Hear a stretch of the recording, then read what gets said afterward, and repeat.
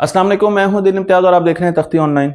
Black hole की तस्वीर खींचने के लिए ब्लैक होल की एनाटॉमी, उसके स्ट्रक्चर, उसकी साख को जानना बहुत ज़्यादा ज़रूरी है।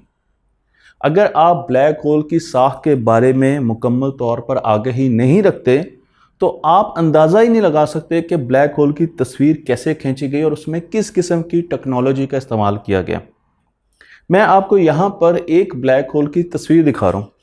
अब आपका कहना ये होगा कि ब्लैक होल की ये तस्वीर तो बहुत मुख्तलिफ है उस तस्वीर से जो कि हमने M87 या सैजिटेरियस ए स्टार की खींची। जी बिल्कुल, आपकी बात सही है और इसी चीज़ को बयान करने के लिए मैं ये वीडियो बना रहा हूँ। आप यहाँ पर इस ब्लैक होल के मुख्तलिफ हिस्से देख रहे हैं जो कि हम आपको बताने जा रहे हैं। मैं आपको लेकर चलता हूँ एक ब्लैक होल की तरफ जो कि बड़े शौक से इस वक्त एक सितारे का नाश्ता कर रहे हैं। आप देख सकते हैं कि सितारे को आहिस्ता आहिस्ता ब्लैक होल अपनी तरफ खींच रहा है और सितारे से निकलने वाली गैसेस ब्लैक होल के गिर्द एक डिस्क बना रही हैं। इस डिस्क का एक ख़ास नाम है, इसे एक्रेशन डिस्क कहा जाता है। यानी जहां पर ब्लैक होल स्पिन कर रहा होता है वहां पर एक्रेशन डिस्क उसके गिर्द घूम रही होती है। ये डिस्क हॉट गैसेस की बनी होती है, इसमें डस्ट भी होती है। स्पेस में जिस जगह भी ब्लैक होल होता है इर्द गिर्द की गैस को वो ट्रैप कर लेता है और वो एक्रेशन डिस्क के तौर पर घूमना शुरू कर देती है।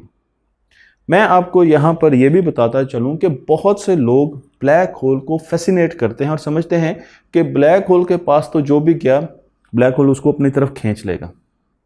ये एक गलत कॉन्सेप्ट है क्योंकि ब्लैक होल आपको इजाज़त देता है कि आप एक हद को पार ना करें। अगर आप ब्लैक होल के करीब जाएंगे और एक हद को पार करेंगे फिर वो आपको वापस नहीं आने देगा। इस हद को, इस सर्कल को हम इवेंट होराइजन कहते हैं। मैं आपको यहाँ पर M87 का इवेंट होराइजन दिखा रहा हूँ। तो ये वो हिस्सा है जिस जगह को कोई भी चीज़ पार करेगी, इवन रोशनी भी अगर इसके अंदर चली जाएगी तो फिर वो वापस नहीं आ सकती। इसके बाहर अगर आप ब्लैक होल से कुछ फासले पर हैं तो आप ब्लैक होल के गिर्द चक्कर लगा सकते हैं। मसलन बहुत से ऐसे प्लैनेट्स हैं जो ब्लैक होल के गिर्द चक्कर लगाते हैं। जिस तरह सूरज के गिर्द चक्कर लगाते हैं, बहुत से प्लैनेट्स ब्लैक होल के गिर्द चक्कर लगाते हैं। इसी तरीके से सूरज ब्लैक होल के गिर्द चक्कर लगाते हैं। ब्लैक होल उनको निगलता नहीं है। तो ये कॉन्सेप्ट ठीक नहीं है कि ब्लैक होल के करीब जो भी जाता है ब्लैक होल उसको निगल लेता है। अगर इवेंट होराइजन के आगे कोई चीज़ जाएगी तो फिर ब्लैक होल उसको वापस नहीं आने देगा। लेकिन जब कोई चीज़ इवेंट होराइजन के आगे निकल जाती है तो उसकी अगली मंजिल होती है ब्लैक होल की सिंगुलैरिटी।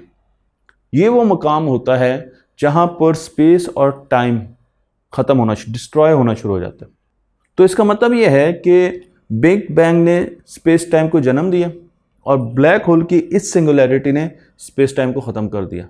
तो दो किस्म की सिंगुलैरिटीज़ का हमें सामना है, एक बिग बैंग जो कि जनरेट कर रही है स्पेस टाइम को और एक ब्लैक होल्स की सिंगुलैरिटी जो कि स्पेस टाइम को ख़त्म कर रही है। फिर ब्लैक होल की एक और ख़ासियत ये है कि ये रोशनी को बेंड करता है। इसे ग्रेविटेशनल लेंसिंग कहा जाता है। सिर्फ ब्लैक होल की खासियत नहीं है, और भी मैसिव बॉडीज़ की खासियत है। लेकिन मैं आपको यहाँ पर एक गैलेक्सी से आने वाली रोशनी की किरणें दिखा रहा हूँ, रेज दिखा रहा हूँ। आप देख सकते हैं कि नीली रे को किस तरीके से ब्लैक होल ने बेंड किया और हमें ये महसूस होता है जब वो हमारी आंख से टकराती है कि ये सीधी लाइन से आई है। तो हम उस गैलेक्सी को और तरफ देखना शुरू कर देते हैं, हमें वो गैलेक्सी और तरफ नज़र आती है जबकि वो ब्लैक होल के पीछे है। इसे ग्रेविटेशनल लेंसिंग कहा जाता है। लेकिन जो जो ये रेज ब्लैक होल के करीब आएंगी तो एक ऐसा मुकाम आएगा जिसमें ये ब्लैक होल के गिर्द चक्कर लगाना शुरू हो जाएंगी, फोटॉन्स ट्रैप हो जाएंगे। और अगर ये इवेंट होराइजन से आगे चली गई तो ये ब्लैक होल के अंदर चली जाएंगी रेज और फिर कभी वापस नहीं आएंगी। ब्लैक होल की हमें मुख्तलिफ शक्लें नज़र आती हैं। मैं आपको यहाँ पर मुख्तलिफ, स्पेशली दो मुख्तलिफ शक्लें दिखा रहा हूँ। एक शक्ल वो है जो डोनट की शक्ल है और दूसरी शक्ल वो है जिसके बीच में भी आपको एक लाइन नज़र आ रही है। ये दोनों शक्लें एग्जिस्ट करती हैं, डिपेंड करता है कि आप ब्लैक होल को किस जाविये से देख रहे हैं। मसलन मैं आपको यहाँ पर एक ब्लैक होल दिखा रहा हूँ और अगर आपका जो ऑब्जर्वेशन है या आपका जो कैमरा है वो एक्रेशन डिस्क के साथ अलाइन है तो फिर आपको ब्लैक होल की वो तस्वीर नज़र आएगी जो कि नीचे की तरफ दी गई है। इस इमेज में बीच में लाइन है, बीच में एक्रेशन डिस्क है। अब आपका सवाल ये होगा कि एक्रेशन डिस्क तो है, लेकिन ऊपर और नीचे भी एक्रेशन डिस्क नज़र आ रही है, वो क्यों? उसकी वजह यह है कि जो एक्रेशन डिस्क पीछे है ब्लैक होल की, उससे जो फोटॉन्स जनरेट हो रहे हैं, रोशनी जनरेट हो रही है, वो ब्लैक होल से घूमती हुई आपकी आंखों की तरफ जाएगी।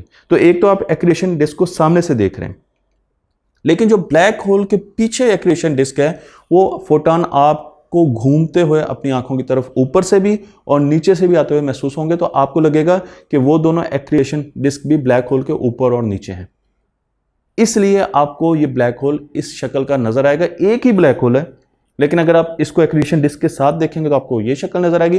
लेकिन अगर आप अपना कैमरा ऊपर की तरफ ले जाएंगे, यानी आप कैमरा यहां पे रखा था और ब्लैक होल ये था, तो आप अगर कैमरा यहां पर ले जाएंगे, अब अगर आप देखेंगे तो अब आपको एक डोनट की शक्ल नजर आएगी, क्योंकि एक्रेशन डिस्क तो है नहीं, अब सीधी सीधी आपके पास फोटॉन्स आ रहे हैं और आप उसको देख सकते हैं।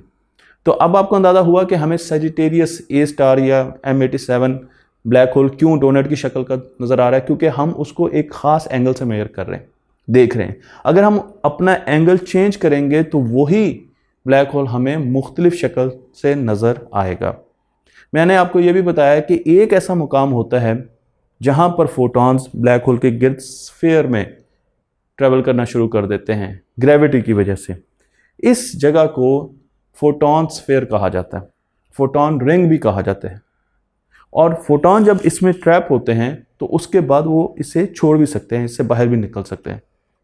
इसी वजह से ये स्फीयर हमें नजर आता है। अगर फोटॉन इसमें ट्रैप होके ब्लैक होल के अंदर चले जाएं तो ये स्फीयर हमें कभी नजर नहीं आएगा, लेकिन फोटॉन इसमें ट्रैप होते हैं और फिर वो इसको छोड़ देते हैं, और जब वो हमारी आंखों से आके टकराते हैं तो हमें बहुत पुराना ब्लैक होल, जो कि बिलियंस ऑफ ईयर पुराना ब्लैक होल है, वो हमें नजर आना शुरू हो जाता है।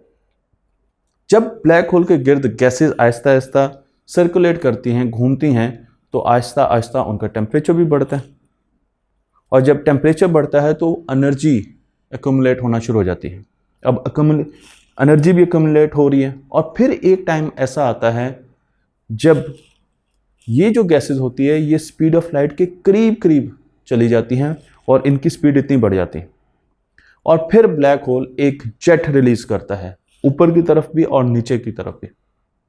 इसे रिलेटिविस्टिक जेट कहा जाता है।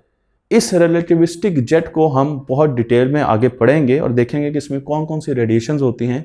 लेकिन मैं आपको ये बता दूं कि इसमें आयोनाइज्ड मैटर की बीम्स, ये दो जो बीम्स होती हैं, एक ऊपर की तरफ और एक नीचे की तरफ, ये आयोनाइज्ड मैटर की होती हैं, और ये स्पीड ऑफ लाइट के बहुत करीब सफ़र कर रही होती हैं, इसलिए इसे रिलेटिविस्टिक जेट कहा जाता है। और इसमें बहुत ज़्यादा एनर्जी होती है।